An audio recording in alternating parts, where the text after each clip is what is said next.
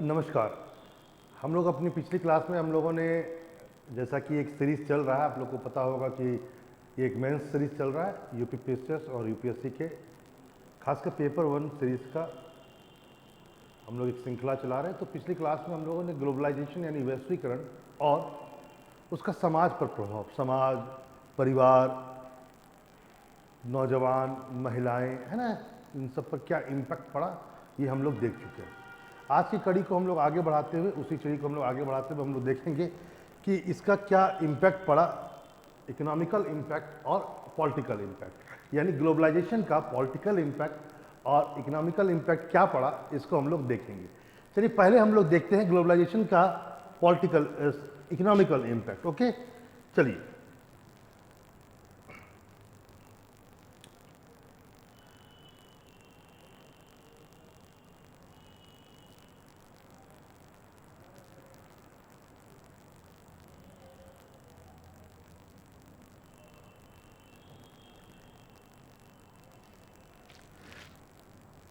इसका एक तरह से कहा जाए आर्थिक प्रभाव, है ना, आर्थिक प्रभाव। हम लोगों ने ग्लोबलाइजेशन यानी वैश्वीकरण का मीनिंग देख लिया था। अब हम लोग बेसिकली उसके प्रभाव को देख रहे थे, समाज पर क्या प्रभाव पड़ा वो देखा, अब हम लोग आर्थिक प्रभाव देख। अच्छा, जब भी प्रभाव लिखें तो एक तरह से पहले सकारात्मक यानी पॉजिटिव इम्पैक्ट, है ना, दो भाग में बांटना चाहिए हमेशा किसी भी चीज को, एक पॉजिटिव इम्पैक्ट और दूसरा हो जाएगा नेगेटिव इम्पैक्ट, नेगेटिव, ठीक है, यानी नकारात्मक प्रभाव। तो हम लोग आज पहले सकारात्मक प्रभाव पर चर्चा करेंगे। सकारात्मक प्रभाव में पहला पॉइंट जैसे मान लेते हैं कि वैश्वीकरण से क्या हुआ, एक जटिल, एक कॉम्प्लेक्स इंटरडिपेंडेंसी स्टेब्लिश हो गई है कंट्री के, अमंग दी कंट्रीज, मतलब जटिल अंतर्निर्भरता।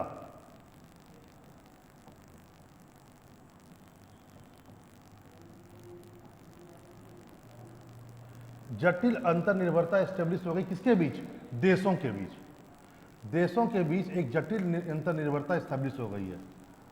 सामान कहीं और है बन रहा है, हेडक्वार्टर कहीं और है, रॉ मटेरियल कहीं से और से आ रहा है और बिक कहीं और रहा है। तो एक जटिल, एक कॉम्प्लेक्स इंटरडिपेंडेंसी स्टेब्लिश हो गई है अमंग दी कंट्री, एक जटिल अंतर्निर्भरता, है ना, एक जटिल अंतर्निर्भरता का निर्माण हुआ। और माना जाता है कि जब जटिल अंतर्निर्भरता हो गया तो मेरा आपके बगैर काम नहीं चलेगा और आपका मेरे बगैर काम नहीं चलेगा। तो इससे क्या होगा, इससे सबको लाभ मिला, इससे सबको मीन्स यहां पर सभी देशों को, है ना, सभी देशों को इससे क्या हो रहा है, लाभ मिल रहा है। तो पहला पॉइंट यही हो जाएगा, जटिल इंटरनिर्भरता का निर्माण हुआ, इससे सभी देशों को लाभ मिल रहा है। अब हम लोग आते हैं सेकेंड पॉइंट पर। सेकेंड पॉइंट पर है ग्लोबलाइजेशन से क्या हुआ है, तो इससे वस्तु और सेवाओं का आदान प्रदान बढ़ा है ना, इंक्रीज हुआ है। Exchange of good and services क्या हो गया, ये बहुत ज्यादा इंक्रीज हुआ है, ठीक है। आज एक जगह की वस्तु, पता लगा अमेरिका की वस्तु पूरे विश्व में फैली हुई है, हमारे यहाँ का योग पूरे विश्व में जा रहा है। तो एक तरह से कहा जाए कि एक वस्तु और सेवाओं का क्या हुआ है, एक तरह से आदान प्रदान बहुत ज्यादा बढ़ गया है, ठीक है। और इसी से एक कॉन्सेप्ट निकल करके आता है जो तीसरा पॉइंट है, आर्थिक उदारीकरण।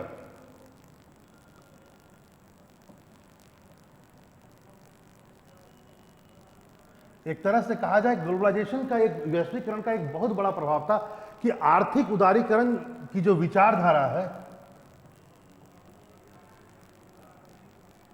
इसका प्रसार हुआ है।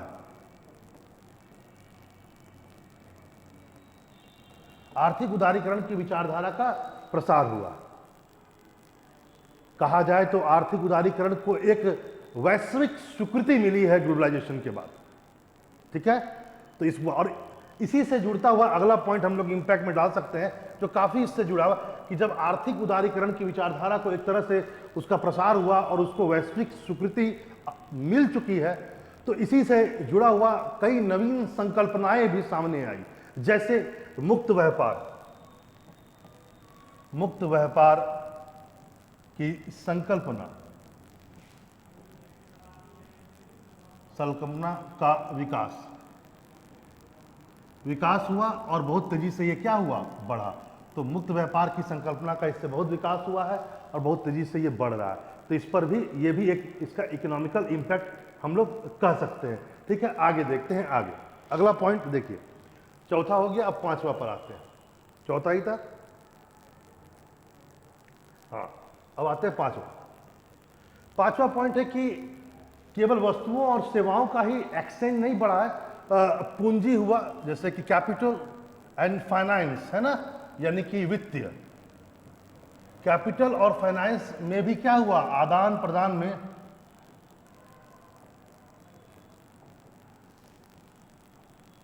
प्रदान में बढ़ोतरी हुई है ना, बढ़ोतरी हुई है।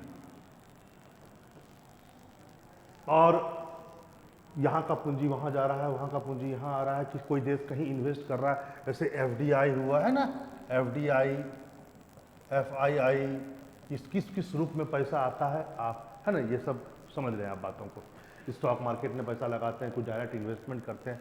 तो वित्तीय और फाइनेंस का आदान प्रदान में बढ़ोतरी हुई है, ग्लोबलाइजेशन का एक बहुत बड़ा। फिर एक बात और भी देखते हैं, तकनीकी है ना, तकनीक का टेक्नोलॉजी का प्रसार हुआ है, प्रसार हुआ।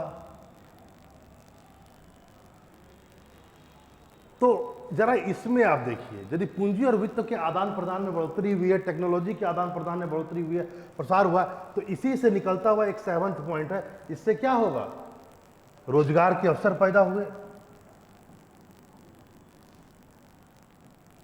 जॉब अपॉर्चुनिटी बढ़ा है ना, जॉब अपॉर्चुनिटी बढ़ता चला गया। फिर स्वास्थ्य सेक्टर में भी यदि कहा जाए, ग्लोबलाइजेशन का हेल्थ सेक्टर भी इंप्रूव्ड हुआ है।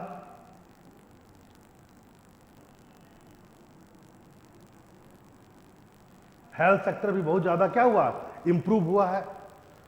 ये इकोनॉमिकल इंपैक्ट है। ठीक है, आगे और भी बढ़ते हैं, जरा देखें क्या क्या है। 8 पॉइंट था 9। अब चूंकि एक वस्तु ही नहीं है, आपके घर में कोई और भी आ रहा है वस्तु लेकर के, विश्व की सभी वस्तुएं भारत में है, भारत की वस्तुएं विदेश में जा रही है, यही तो ग्लोबलाइजेशन है, भारत की संस्कृति, भारत के लोग, भारत है ना। तो बेसिकली इससे क्या हुआ, एक बात और भी हुआ, ग्लोबल टूरिज्म है ना, यानी वैश्विक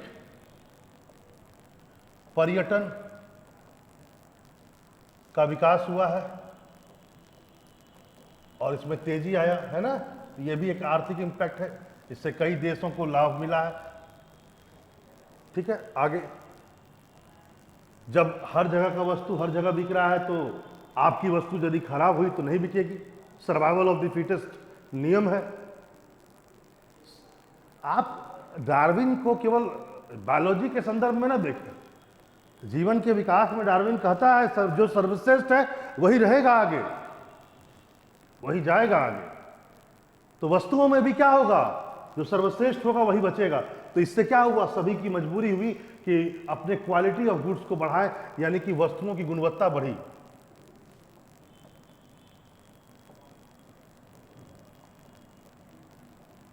वस्तुओं की गुणवत्ता बढ़ी, व्यक्तियों के है ना, व्यक्तियों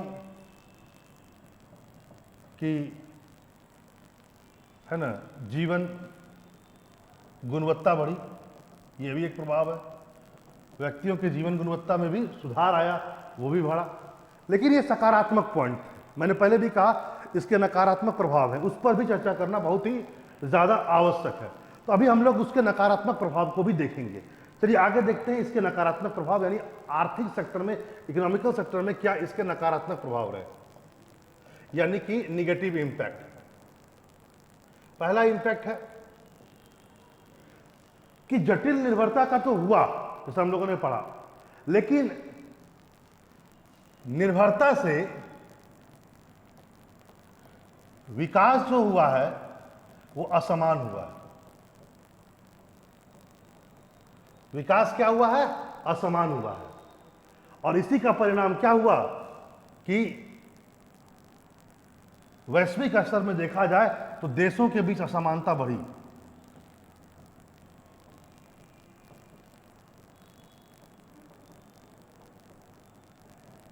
जो अमीर देश थे और अमीर हो गए, जो गरीब देश थे और गरीब हो गए।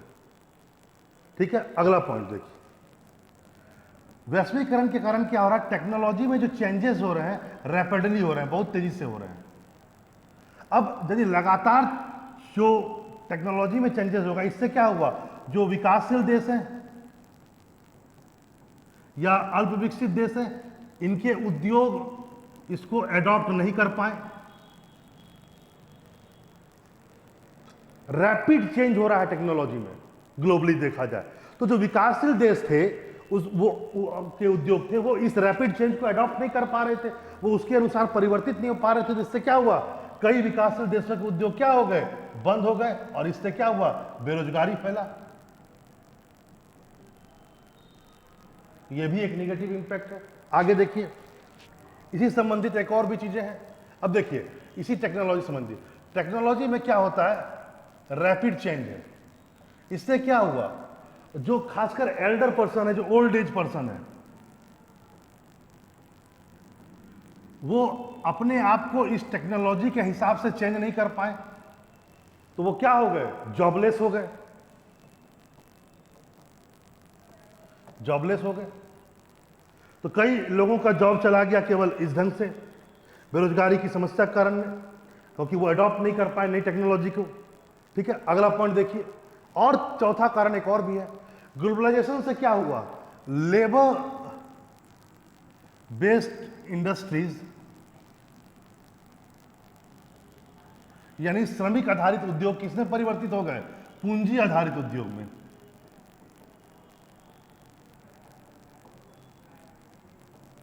यानी मशीन आधारित उद्योग में, मशीन आधारित उद्योग यानी पूंजी आधारित उद्योग में।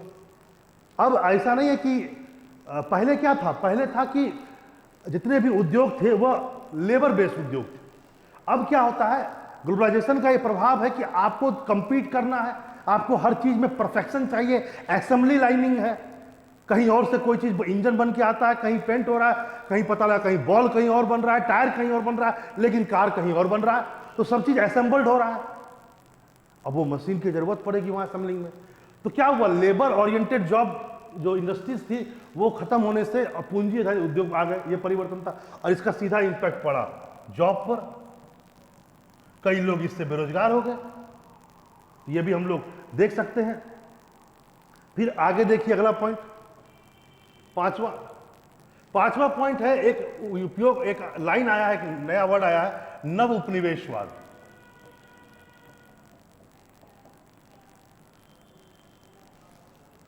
इसको हम लोग राजनीतिक कारण में भी पढ़े तो काम चल जाएगा, इसको यहीं पर रोकते हैं, इसको हम लोग राजनीतिक में देखेंगे ना। लेकिन हाँ, एक बात जरूर है कि इसी पांचवा पॉइंट से संबंधित एक चीजें हैं, नव उपनिवेशवाद को हम लोग अपने राजनीतिक पहलू में जाकर देखेंगे, उसके नकारात्मक प्रभाव में। यहां पर हम लोग इसको फिलहाल अभी हम लोग रोक देते हैं।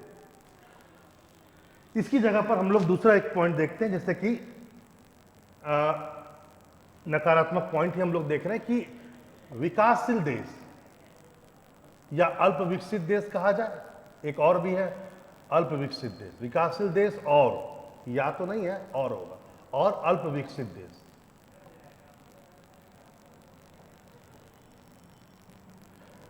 ये ग्लोबलाइजेशन के दौर में कच्चा माल के सिर्फ निर्यातक बन के रह गए, और विकसित देश क्या हो गए हैं, ये तैयार माल के निर्यातक बन गए हैं।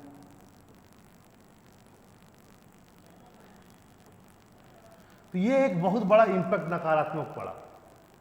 इनके पास टेक्नोलॉजी थी तो मान लीजिए, और इनके पास, जैसे मान लो यहां पर बॉक्साइट है, या मान लो कॉफी है, तो यहां से कॉफी या बॉक्साइट गया यहां पर, पता लगा नेस्कैफे कंपनी में विकसित देशों में, उन्होंने उसको है ना मैन्युफैक्चर किया और 3-4 गुने दाम पर फिर उसी देश में जाकर बेच दिया। लो, तो थोड़े से दाम की चीजें बहुत बड़े दाम में तब्दील हो गई प्रोसेसिंग के बाद में। तो ऐसा हुआ कि जितने भी अल्प विकसित देश थे या विकासशील देश थे, वो ग्लोबलाइजेशन के दौर में कच्चा माल के निर्यातक बन के रह गए, रॉ मटेरियल के एक्सपोर्टर बन के रह गए। और ये क्या हुए, सारा मजा विकासशील देश लेकर चले गए, और ये क्या हुए, तैयार माल के एक्सपोर्टर बन गए, और इनका ज्यादा विकास हुआ। ये भी देखने को समझ में आया। आगे चलिए, आगे अगला पॉइंट, इसी से एक पॉइंट है अगला जो हम लोग देख भी चुके हैं कि आर्थिक विषमता तो बढ़ी ही। आर्थिक विषमता किसके बीच, देशों के बीच। देशों के बीच आर्थिक विषमता बढ़ी। लेकिन एक बात और भी है, देशों के बीच जो आर्थिक विषमता बढ़ी, देश के अंदर भी आर्थिक विषमता बढ़ी।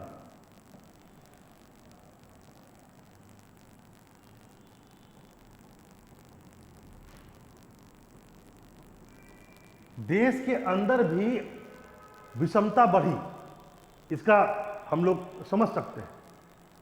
माना जाता है, खासकर भारत के संदर्भ में हम लोग पढ़ रहे हैं, प्रभाव भारत के संदर्भ में पढ़ रहे हैं, भारत और इंडिया के बीच गैप बढ़ गया है।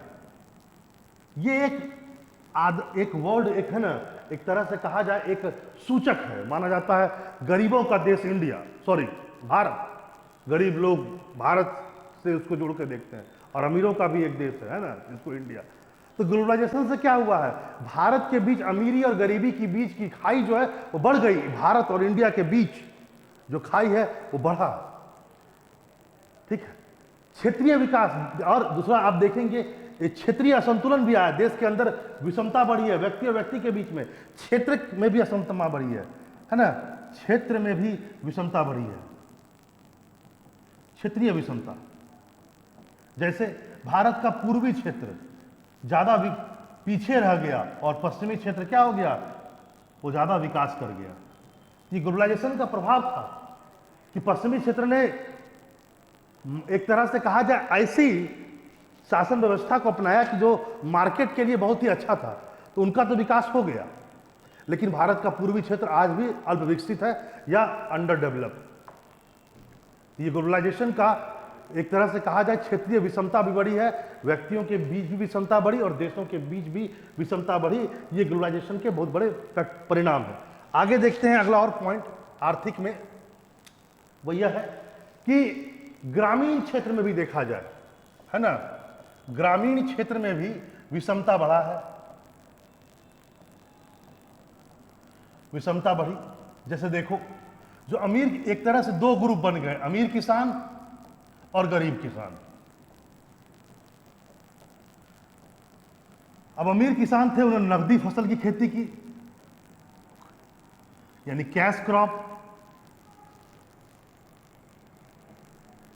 अब ग्लोबलाइजेशन का दौर था, उन्होंने उस फसलों को उपजाया जो फैक्ट्री में जरूरत थी, आसानी से मनी में ट्रांसफर हो सकता था, तो वो बड़े किसान कर सकते थे, छोटे किसान नहीं। छोटे किसान तो अपनी जीवन निर्वाह के लिए क्या कर रहे थे, वही धान और गेहूं लगा रहे थे। इससे क्या हुआ, गांव में भी असमानता बढ़ी ग्लोबलाइजेशन के कारण।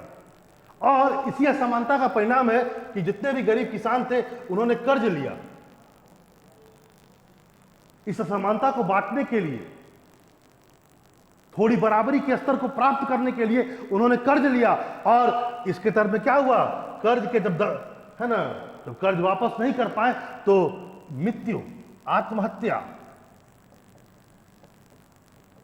यानी ये ग्लोबलाइजेशन का बहुत बड़ा परिणाम है किसानों की आत्महत्या,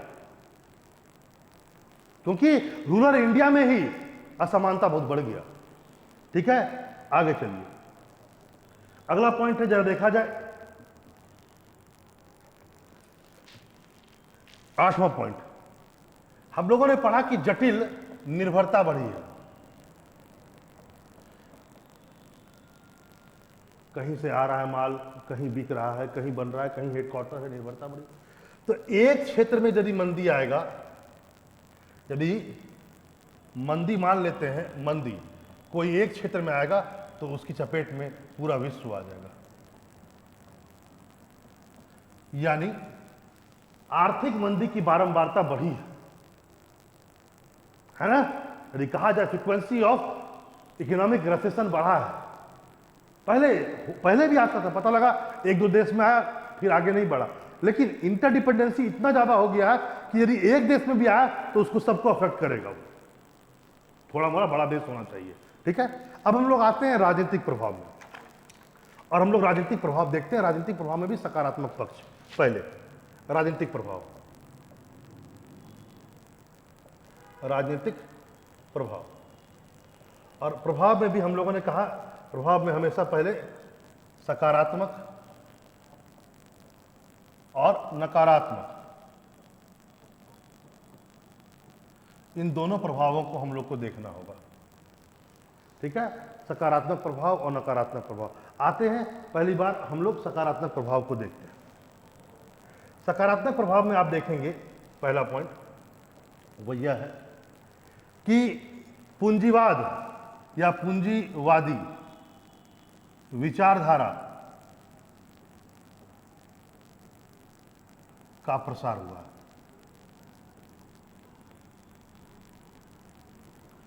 पूंजीवादी विचारधारा का प्रसार हुआ, एक तरह से कहा जाए इसको वैश्विक स्वीकृति मिल गई है।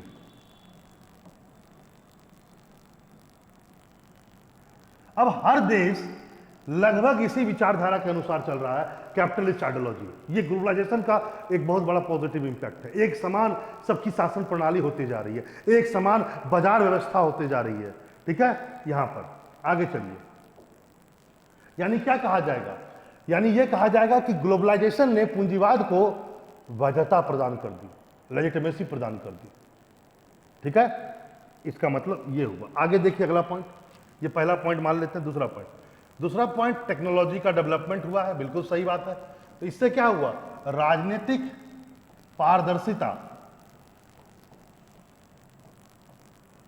बढ़ी है ना। राजनीतिक पारदर्शिता, राजनीतिक प्रशासनिक भी मान लेते हैं। राजनीतिक प्रशासनिक, देश के अंदर ही राजनीतिक और प्रशासनिक, किसी भी देश के अंदर ही राजनीतिक प्रशासनिक क्या हुआ है, पारदर्शिता बढ़ी है। और इससे क्या हुआ, इससे भ्रष्टाचार में कमी आई है।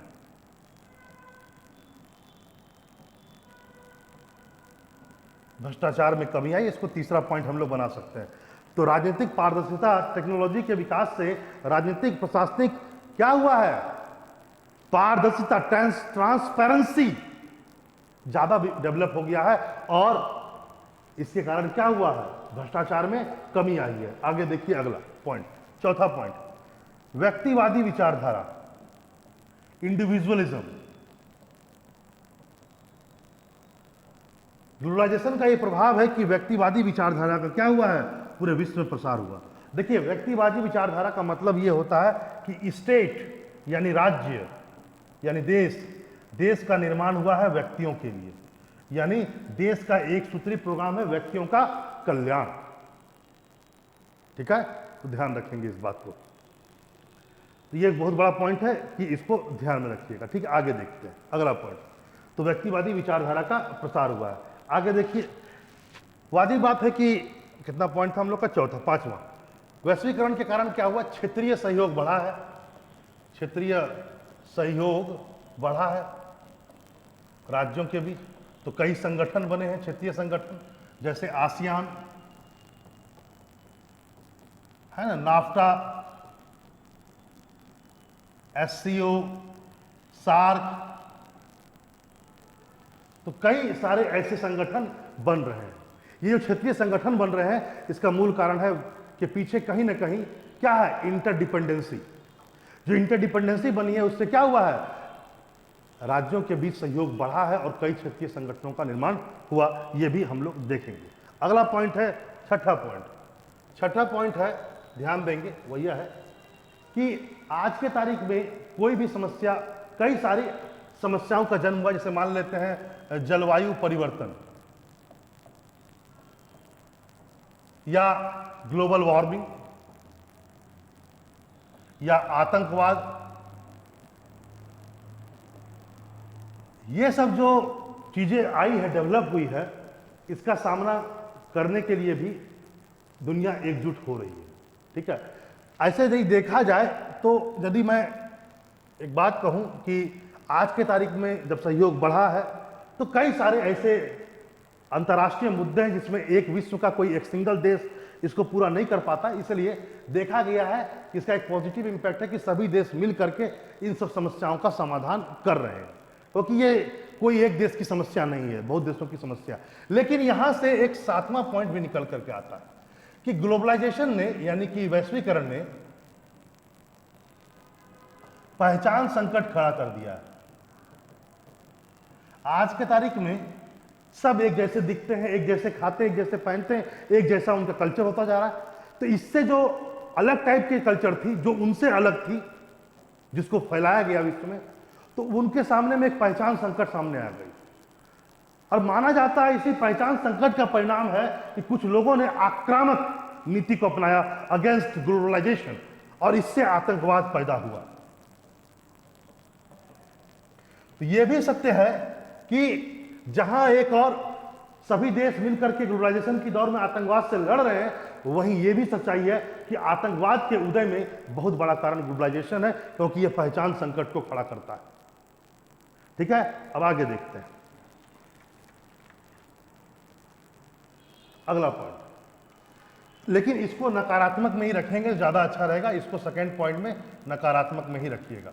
चलिए हम लोग देखते हैं अगला पॉइंट, 7वां पॉइंट, मानवाधिकार। मानवाधिकार का प्रसार हुआ है। याद है ना, मानवाधिकार की घोषणा 10 दिसंबर 1948 में हुई थी। मानव होने के नाते संयुक्त राष्ट्र संघ ने कहा कि सबको अधिकार मिलना चाहिए। धीरे धीरे वो जो चार्टर है उसका प्रसार हो रहा है विश्व के हर क्षेत्र में। तो एक तरह से ये भी कहा जाएगा कि मानवाधिकार का प्रसार हुआ है। ये भी ग्लोबलाइजेशन का एक बहुत बड़ा इंपैक्ट है। लेकिन अब आता है नकारात्मक प्रभाव में। देखिए, ऐसा है कि ये जो सीरीज चल रही है ये आपके सहायता के लिए है, मेंस एग्जामिनेशन के सहायता के लिए, उसी के हिसाब से बनाई गई। तो मैं यहाँ पर हर चीज़ को एक्सप्लेन नहीं कर पा रहा हूँ क्योंकि समय भी नहीं है। और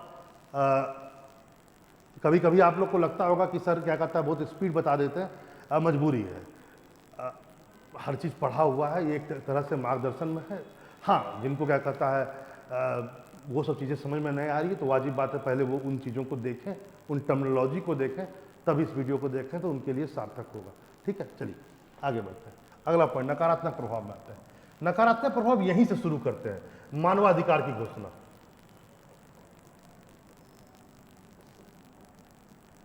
ये जो मानवाधिकार की घोषणा हुई और इसका प्रसार हुआ ग्लोबलाइजेशन में, इसका कई देशों ने विरोध किया है, कई राज्यों ने विरोध किया। उनका कहना है कि आपने जो मानवाधिकार की घोषणा की है, ये मानवाधिकार की घोषणा हो सकता है जो अधिकार आपके पास, जिसको आप मानवाधिकार समझ रहे हैं, वो हमारे यहां अधिकार ना हो, वो कुछ और हो, और जो आपके यहां अधिकार नहीं है वो हमारे यहां अधिकार हो। तो कैसे आप एक समान पूरा डिफाइन कर सकते हैं, जनरलाइज कर सकते हैं मानवाधिकार को? तो कई देशों ने इसका विरोध किया। ठीक है, और खासकर इस्लामिक कंट्रीज बहुत सारे ने इसका बहुत जबरदस्त विरोध किया। महातिर मोहम्मद, मलेशिया के प्रधानमंत्री, उन्होंने इनका विरोध किया कि मानवाधिकार की घोषणा कभी भी सार्वभौमिक नहीं हो सकती है, यूनिवर्सल नहीं हो सकती है। तो इस बात को ध्यान में रखेंगे। और कई लोगों ने कहा कि ये बेसिकली मानवाधिकार की घोषणा नहीं है, ये पाश्चात्यकरण है, पाश्चातीकरण यानी वेस्टर्नाइजेशन।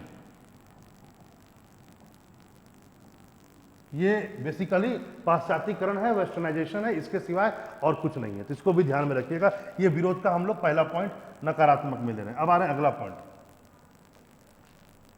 अगला है हम लोगों का दूसरा नकारात्मक पॉइंट। जरा देखते हैं अगला क्या है। दूसरा नकारात्मक पॉइंट मैंने पहले भी कहा, आतंकवाद का उदय। आतंकवाद का उदय हुआ है क्योंकि पहचान संकट आ गई तो आतंकवाद का उदय हुआ। अब इसी संबंधित तीसरा प्रश्न है कि आतंकवाद के नाम पर कई देशों में हस्तक्षेप किया गया।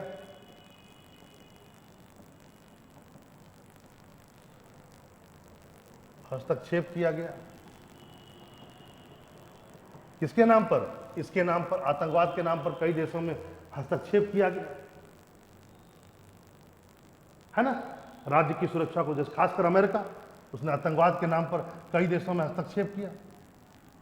अब क्या हो गया, जब हस्तक्षेप किया तो कई देशों को अब लगने लगा कि उनके पास जो चीज है वो काफी नहीं है उनकी सुरक्षा के लिए।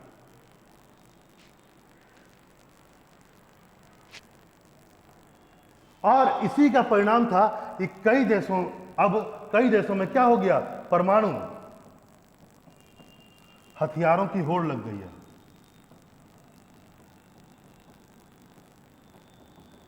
होड़, क्योंकि अब वो सिर्फ परमाणु हथियार को एक निरोधक के रूप में देखते हैं, डेटरेंस। क्योंकि अमेरिका जैसे कई देशों ने आतंकवाद के नाम पर कई देशों में हस्तक्षेप किया, और इसी का परिणाम है कि बहुत सारे देशों का न्यूक्लियर वेपन्स के प्रति आकर्षण बढ़ा है। एनपीटी, जो नॉन पॉलिफरेशन ट्रीटी है, जो 1967 में आई थी, उसका साफ उल्लंघन होते हुए देखा जा रहा है। ईरान का परमाणु हथियार तक जाने का या प्राप्त करने का जुनून, नॉर्थ कोरिया का लगभग प्राप्त कर लेना, ये क्या बताता है कि राज्य अब परंपरागत हथियार पर भरोसा नहीं कर सकते हैं।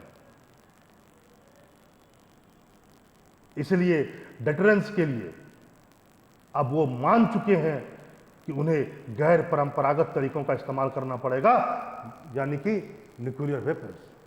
तो उसके प्रति लोगों की उत्सुकता बढ़ी है। आगे देखिए, अगला पॉइंट है, जरा देखिए 5वां। पहला ही पॉइंट मैंने कहा था प्रॉफिट में कि इसका सकारात्मक पॉजिटिव पॉइंट में कि पूंजीवाद का प्रसार हुआ, लेकिन नकारात्मक है, यदि पूंजीवाद का प्रसार हुआ तो कौन कमा? समाजवाद और साम्यवाद, यानी सोशलिज्म एंड कम्युनिज्म, इसमें एकदम पतन, डाउनफॉल की स्थिति आ चुकी है। ये इसका नकारात्मक पक्ष। अगला पॉइंट,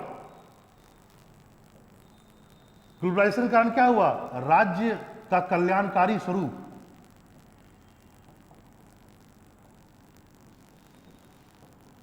कमा है, वेलफेयर स्टेट। क्योंकि ग्लोबलाइजेशन के कारण हम लोगों को कई चीजों को मानना पड़ता है, इंटरनेशनल लॉज को मानना पड़ता है। अब आज की तारीख में क्या हो गया है, राज्य जो है सब कुछ छोड़ दिया व्यक्ति पर, केवल बाजार बन गया है।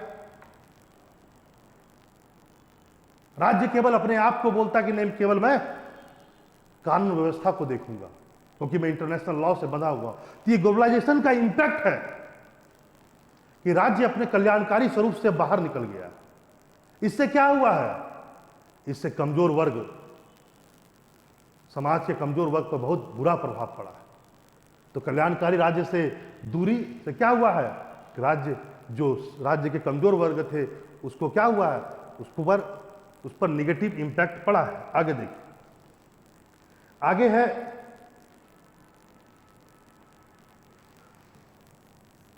नव उपनिवेशवाद।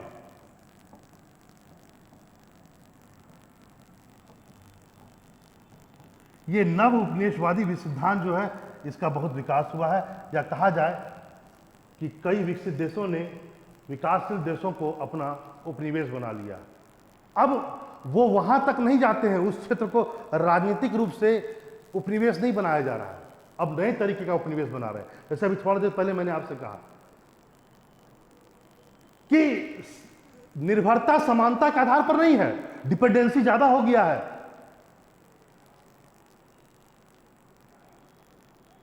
कई प्रकार के, जैसे कि मान लीजिए आप बाई चांस मान लीजिए कोई एक देश है, छोटा देश, कुछ निर्यात करना चाहता है, तो पता चलता है बड़ा देश कई प्रकार के उस पर सैंक्शन लगा करके उसके प्रोडक्ट को रोक देते हैं। कभी लेबर लॉज, कभी इन्वायरमेंटल इश्यूज, क्योंकि नॉन टैरिफ ही करना पड़ेगा डब्ल्यूटीओ के अनुसार। आप टैरिफ बढ़ाकर तो प्रोटेक्टिव मेजर नहीं ले सकते हैं, संरचनात्मक तरीके में आप टैरिफ तो नहीं बढ़ा सकते हैं, क्योंकि डब्ल्यूटीओ से सब कोई बंधा हुआ है। तो नॉन टैरिफ उपाय करो, लेबर लॉ लगाओ, इन्वायरमेंटल क्लॉज लगाओ।